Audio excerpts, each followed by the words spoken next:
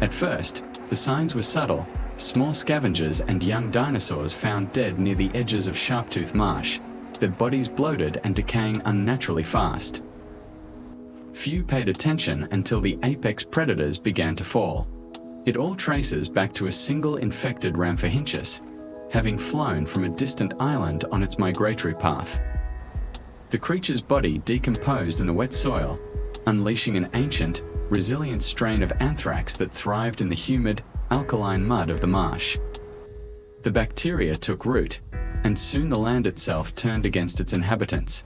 These areas are now avoided even by the fiercest predators, marked by skeletal remains, rotting vegetation, and an eerie silence. As the disease spread, the ecosystem fractured. Apex predators began to behave erratically, some succumbing to the illness, others becoming even more aggressive in their desperation. Opportunists like Deinonychus prey on the weak and dying, and herding species have developed complex migration patterns to avoid infected zones, sometimes abandoning the sick to protect the remaining of the group. This iguanodon is sick with anthrax, and the Tropeognathus knows it. It is waiting to see if the iguanodon dies, hoping for an easy meal, as Tropeognathus are immune to anthrax. However, we aren't focusing on any of these species today. Instead, we are following this group of Pacorhinosaurus, known as a ridge. A ridge is made up of a chief, who leads them, 2 subordinate bulls and up to 5 cows. This is Sully, the chief of the survival ridge. He has earned the title as chief, as he is the strongest of the males, and has won numerous battles against rival bulls. He is leading his ridge to Wilderness Peak, one of his favorite courting and nesting grounds. As they travel, Sully suddenly stops. Something doesn't smell quite right. Time to keep the ridge moving to avoid potential danger. He leads them onward, remaining on high alert. Eventually, they reach a resting point. He coos to signal there's food and water. Time for a well-earned break to eat, rest, and drink. But not for everyone. This cow, Vera, is attacked by a tortoise. Sully quickly comes to her comfort. She's agitated. He lowly grumbles as everything is okay and she is unharmed. And she shakes at him lovingly, happy he's there to comfort her. Shortly after, they find themselves on the move again, toward the final stretch to their nesting grounds. The ridge had finally made it to their nesting grounds. They take in their surroundings and enjoying the view. Sully starts the courting ritual by pawing at the ground and tossing his head, showing his scarred side to impress females. Sully has had 8 successful clutches at this point. He is confident. The subordinate bull, Toby, joins in the ritual. He also wants to impress a female. However, since Sully wants that same female, he initiates a challenge over her. Toby accepts this. Toby, unfortunately, is rather young and inexperienced in bullfighting over females. Sully postures and aggresses at Toby, and they size each other up by circling. Once ready, they charge each other. Sully, given his experience, immediately takes the upper hand. Toby hasn't given up yet, and Sully goes back to sizing Toby up and is ready for more. After what feels like ages of posturing and aggressing, they charge once more. Toby's inexperience starts to show, as it doesn't take him long to forfeit the challenge. Sully is victorious and has won over the female, a cow named Isopard. Better luck next time, Toby. Isopard gently coos toward Sully, confirming her impression. Not after too long, a new face is seen among the ridge, Sully and Isopard's calf, Chess. Welcome to the world, little one. Chess was born into a very unforgiving world. Only time will tell if she survives to adulthood. Once she's big enough, Sully decides it's time to move the ridge to new grounds. They are moving fast and on high alert, as earlier in their travels, something didn't smell quite right. However, Sully was right. Something is watching them, a Gigantanosaurus. And it is heading their way.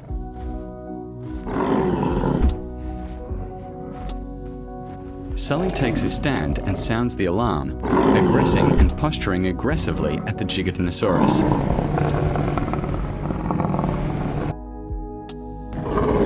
The remainder of the ridge hears Sully's alarm call, gather up the calves and flees for safety, leaving Sully to deal with the Gigantosaurus.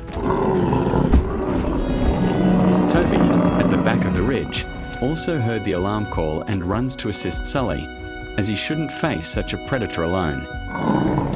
They both brace themselves for what's coming. They must do absolutely everything they can to ensure the safety of the ridge. That means to fight and distract the Gigantanosaurus, even if it means giving one of their lives.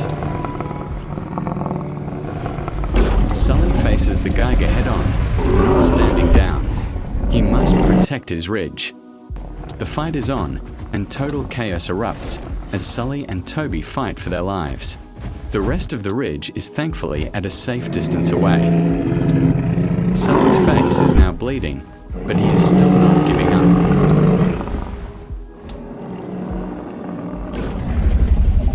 The Geiger doesn't back down. However, Toby, being inexperienced, was desperate for an escape. He flees, leaving Sully behind. Sully makes his last attempt to escape. With every last bit of energy he has, he flees as fast as he possibly can, diverting the Geiger away from the ridge.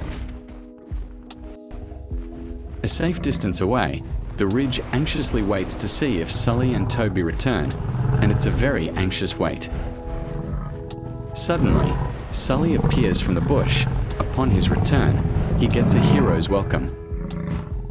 He is sore and exhausted, but the welcome back is comforting.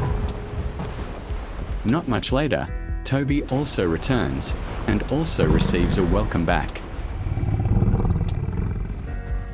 Sully reluctantly makes a reroute in their migration, in hopes of safer travel since there are calves in tow. However, this decision eventually leads to a fatal mistake. They are being stalked by a second Geiger, and Pachyrhinosaurs can't see well, which makes dusk and night extremely hard to see.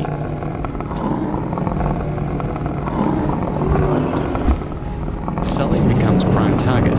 He flees, and the Geiger takes the bait and leaves the ridge to escape. The ridge tirelessly waits for Sully's return, but will he? Yes, he once again is able to make it back to his ridge. Finally, some rest. Everyone is able to sleep soundly. Maybe this reroute isn't so bad after all.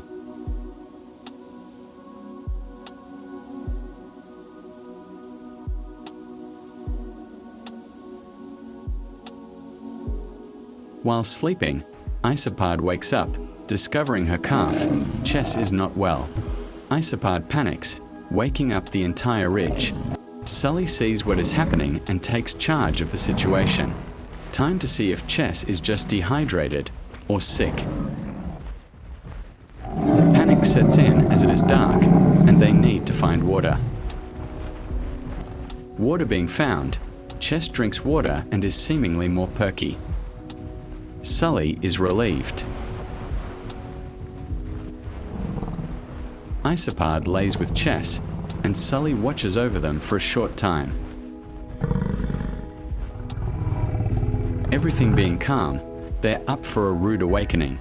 A third Geiger lies in wait, watching them.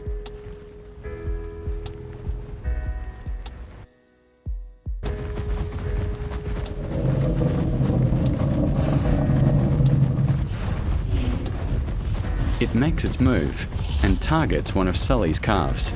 All hell breaks loose, and pure panic sets into the ridge. Everyone is everywhere, and Sully is trying to save his calf. Unfortunately, Sully just isn't fast enough, and with one final snap of the jaw, the calf's body falls. This makes Sully and Athena's calf his first loss. Sully tries to comfort her, but she's having none of it. She is in distress. No time to waste, time to move. However, a deceased calf is about to be the least of their concerns. Due to all of the threats and rerouting, they find themselves smack dab in the middle of Anthrax grounds, Sharptooth Marsh.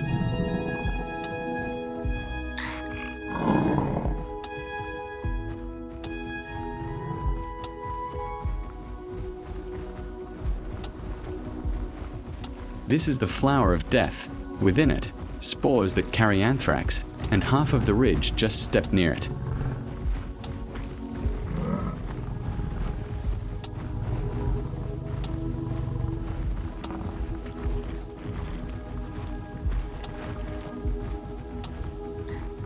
All who stepped near the flower now carry anthrax. Not knowing why he's exhausted, Sully collapses. He is not feeling well.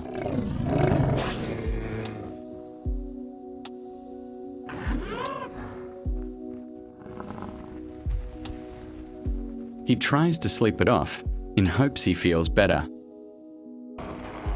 Toby is also feeling the effects of anthrax, lethargic and sleepy.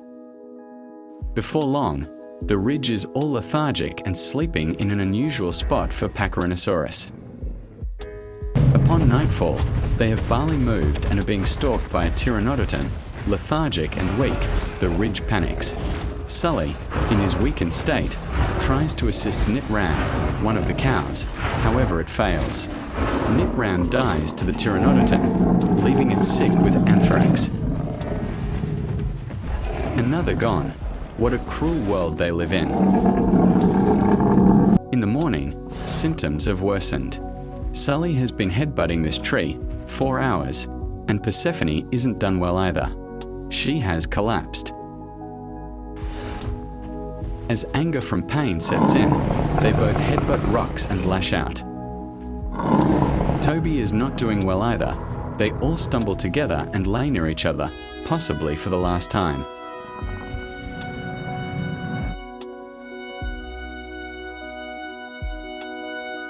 After a long fight with anthrax, Toby has succumbed to the disease. Not long after Toby, Persephone and the mighty Sully had succumbed to anthrax as well. Sully's reign will live on forever, as he has made his mark within the unforgiving world of anthrax. Rest easy, mighty warrior.